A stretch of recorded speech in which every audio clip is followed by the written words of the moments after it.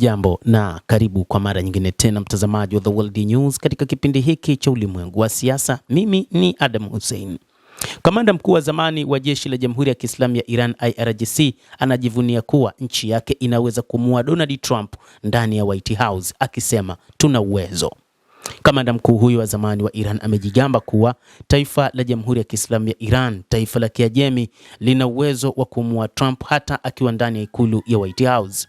Ikiwa lengo ni kumuua Trump, Jamhuri ya Kiislamu ya Iran inaweza kufanya hivyo kwa urahisi katika ikulu ya White House. Wakati wowote inapobidi tunaweza kufanya hivyo, anadai Hossein Kanan Moghaddam, kamanda mkuu wa zamani katika jeshi la walinzi wa mapinduzi ya Kiislamu ya Iran, katika kupitia tovuti ya habari ya Iran Fararu.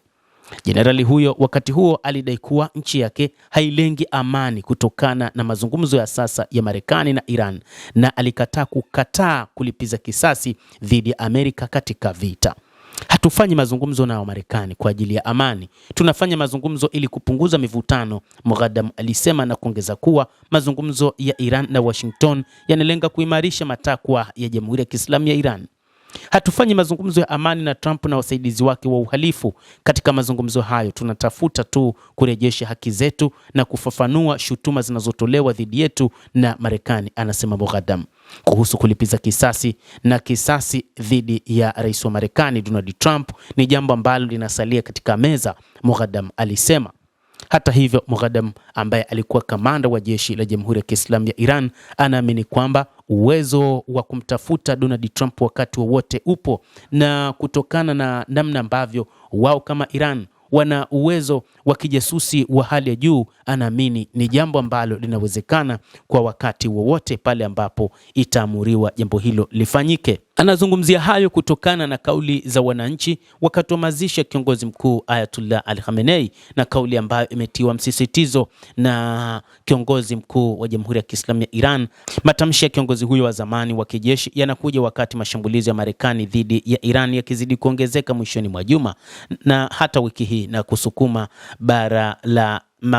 kusukuma eneo hilo zaidi nje ya maeneo, na kusukuma eneo hilo zaidi katika hali ya kutoweka kwa usalama. Trump aliapa kuipiga chini nchi hiyo vibaya sana, akikosoa Tehran kwa kushinda kukubaliana na makubaliano ya amani na kuapa kwamba Marekani itakuwa mlinzi wa mlango wa bahari wa Hormuz unaogombaniwa. Sasa tutailinda na tutalipwa kwa kuilinda, Trump alisema siku ya jana Jumatatu. Kwa upande wake, Iran imeshutumu Marekani kwa kuhujumu mazungumzo ya Oman yenye lengo la kuhakikisha inapita katika mkondo huo wa bahari.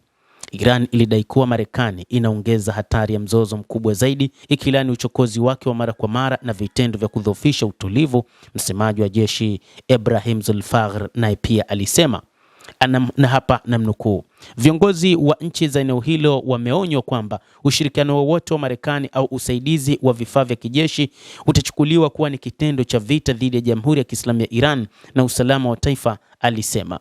Bei ya mafuta imepanda mwishoni mwa juma na ni kutokana na wasiwasi uliozidi kuongezeka juu ya kutangazwa kwa Tehran kufungwa kwa mlango wa bahari wa Hormuz, na trafiki ikishuka katika kichocheo muhimu kinachohusika na karibu 1/5 ya trafiki ya mafuta ulimwenguni, huku rais wa Marekani Donald Trump akiuaminisha ulimwengu kwamba mlango wa bahari wa Hormuz uko wazi, lakini meli zinashindwa kupita katika lango hilo kutokana na hali ilivyo katika mlango huo wa bahari wa Hormuz.